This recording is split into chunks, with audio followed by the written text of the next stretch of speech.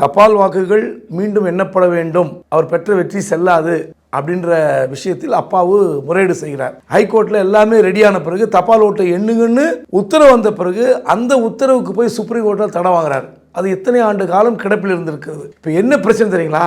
அந்த 2016 to 2021 அந்த pension கேட்கிறார். அந்த 5 ஆண்டு கால எம்எல்ஏ இருந்ததற்கான பென்ஷனை கேட்கிறார் இன்பதுரை. இப்போ இதுதான் சிக்கல் வருது. அப்போ அங்கே அந்த கேஸை வித்ட்ரா பண்ணணும், வாபஸ் வாங்கணும், அங்கே ஸ்டே வாங்கினேன்.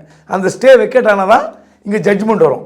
இந்த ஜட்ஜ்மெண்ட் வந்த பிறகு தான் அவருக்கு பென்ஷன் கொடுக்கணும். அதில் என்ன கொடுமைன்னா, உண்மையாக வெற்றி பெற்ற ஒரு அப்பாவும் 5 வருடம் இவரும் எம்எல்ஏவாக ஆக்ட் பண்ணிட்டார், அவர் எம்எல்ஏவாக இல்லை.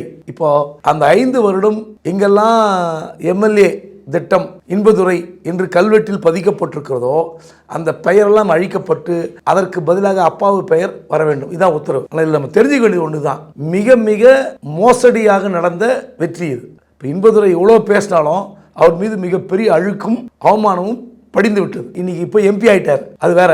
ஆனால் அப்பாவை தொடர்ந்து சொல்லிக் கொண்டே இருந்தார். இந்த மாதிரி அந்த வெற்றி பற்றி நம்மளாம் டிபேட் நிறைய பேசியிருக்கோம், நிறைய சேனல்லையும் பேசியிருக்கோம். ஆனால் ஸ்டே வாங்கி 10 வருடம் கழித்து யாருக்கும் பயன் இருக்கான்னு கேட்டீங்க, ஒரு பயனும் கிடையாது. நீங்க கல்வெட்டில் இப்போ அப்பாவுன்னு பதிச்சா அந்த ஊர் மக்கள்லாம் பாராட்டு பத்திரம் கொடுக்க போறாங்களா? ஒன்றும் கிடையாது. இல்லை, அதுவே முழுமையாக நடக்குமான்னு சொல்ல முடியாது. ஆமாம், அது ஆட்சி வேற.